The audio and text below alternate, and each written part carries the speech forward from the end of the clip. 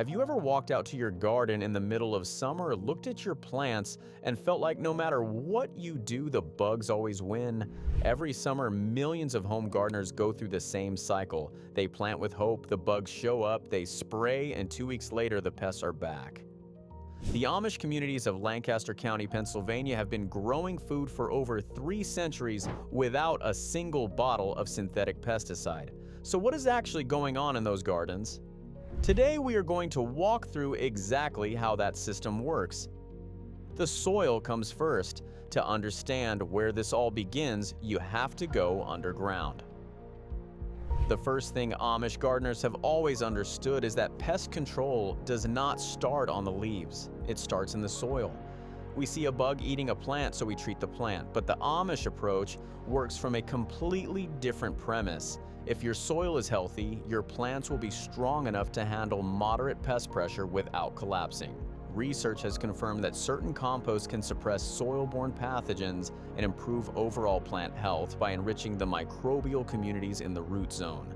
Plants grown in biologically active, compost-amended soil develop stronger cell walls and produce higher concentrations of their own natural defensive compounds.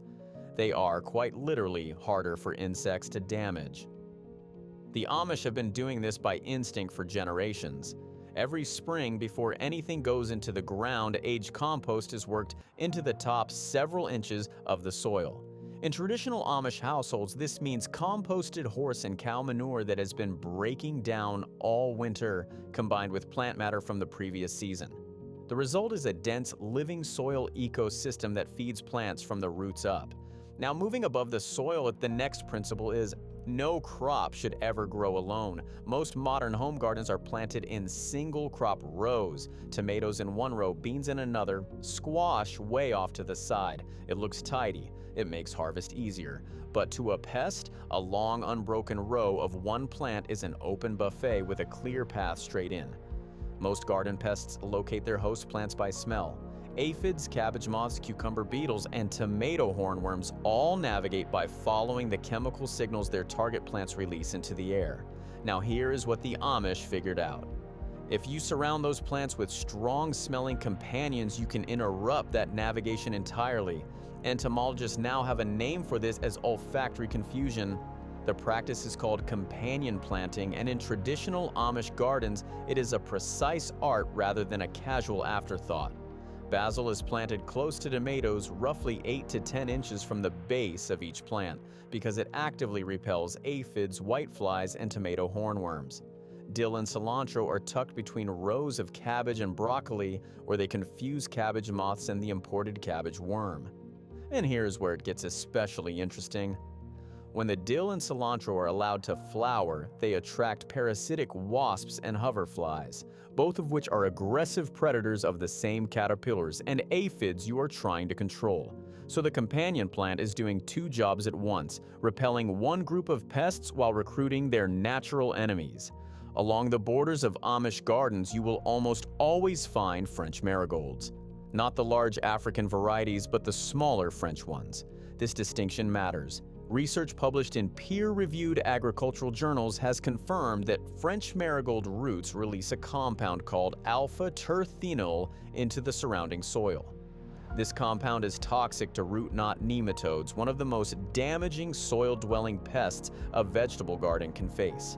The Amish planted marigolds as border plants long before science caught up to explain why it worked. Now here is something most of us were never taught. Invite the right insects. A healthy garden is not a garden with no insects. It is a garden with the right insects. Rather than trying to eliminate all insect life, experienced Amish gardeners have always worked to cultivate populations of beneficial predatory insects that do the pest control work for free. A single ladybug can consume up to 50 aphids in a single day. A lacewing larva can eat around 200 aphids over the course of its short life. Parasitic wasps lay their eggs inside hornworms and cabbage worms, killing them from the inside. Ground beetles patrol the soil at night, hunting slugs, cutworms, and grubs. So these insects are allies, and the goal is to keep them present in the garden all season long. Now, the big question is how to do that. Just give them what they need: food, shelter, and a reason to stay. In Amish gardens, a strip of flowering plants is always maintained along at least one border of the vegetable beds. Sweet alyssum, yarrow, fennel, and dill are common choices because they bloom across a long season and provide the nectar and pollen that adult beneficial insects need to survive and reproduce. Amish gardeners also deliberately leave small areas of the property slightly wild. A patch of clover near the garden, an unmowed strip along a fence line, a pile of stones or old logs where ground beetles can shelter and overwinter. To an outside observer, these might look like neglect, but they are the opposite. They are habitat, maintained on purpose because without places to live and breed, beneficial insect populations cannot establish themselves no matter how many flowering plants you grow. Moving on to perhaps the most underestimated practice in the entire Amish gardening tradition, which is also the simplest one. It is called the morning walk, and every experienced Amish gardener does it the same way their mother and grandmother did before them. Every morning before the day's other work begins, a walk is made through the entire garden, not to admire it. To read it, leaves are turned over, stems are examined, the undersides of squash foliage are checked, and when a pest is found, it is picked off by hand and dropped into a bucket of soapy water. Remember, most serious pest damage does not happen because of one or two insects. It happens because a small population was allowed to grow unchecked until it became an infestation. A single tomato hornworm can strip an entire branch in 48 hours. A pair of squash bugs can lay hundreds of eggs in a single week. By the time the damage is obvious enough to notice from a distance, the problem has already multiplied several times over. The morning walk catches problems while they are still small. 2 hornworms found on Monday means 0 hornworms by Tuesday rather than 20 by Friday. Now let's head towards one of the cleverest techniques: trap crops and decoys. This is called trap cropping, and the logic is simple. You plant something the pest prefers even more than your main crop, place it at the edges of the garden, and let it draw the pest population away from the vegetables that matter. Nasturtiums are the most common example in Amish gardens. Aphids are far more attracted to nasturtiums than to beans, peppers, or most other vegetable crops. Planted in a ring around the perimeter of the garden, nasturtiums pull aphid populations away from the main beds. Once the nasturtiums are loaded with insects, you can either pull and dispose of them or leave them and let the ladybug and lacewing populations from your insectary strip come in and feed. That last option is the full system working exactly as intended. Similarly, a few blue Hubbard squash plants placed at the far corners of a garden act as powerful decoys for squash vine borers and cucumber beetles, drawing them away from the main squash and pumpkin crop.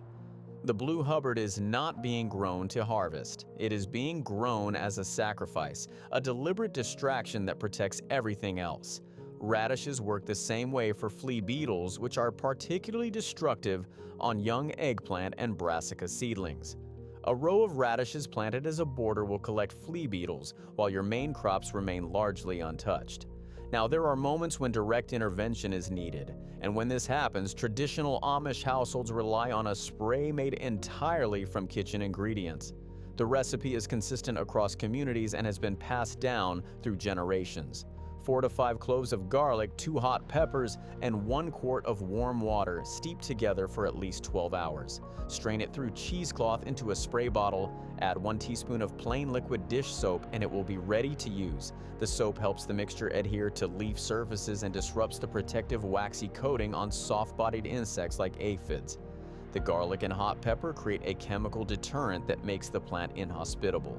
Applied to the undersides of leaves in the early morning or late evening, it keeps pests at bay for roughly 5 to 7 days and needs reapplication after heavy rain. Remember, this spray does not kill insects on contact the way a synthetic pesticide does. It deters them, so you can see that the Amish approach to pest control is not a collection of tricks. It is a philosophy that a garden designed to support the whole natural system will largely manage its own pest pressure without outside intervention. Build the soil every year, never plant a crop alone, keep beneficial insects fed and sheltered. Walk in the garden every morning, use decoy plants to redirect pests, and reach for the kitchen spray when you need a targeted response. None of this requires a single purchased product. It requires observation, consistency, and the understanding that your job as a gardener is not to fight nature, but to work within the balance that nature already provides. That is a lesson the Amish have been teaching their children for over 300 years, and the gardens speak for themselves.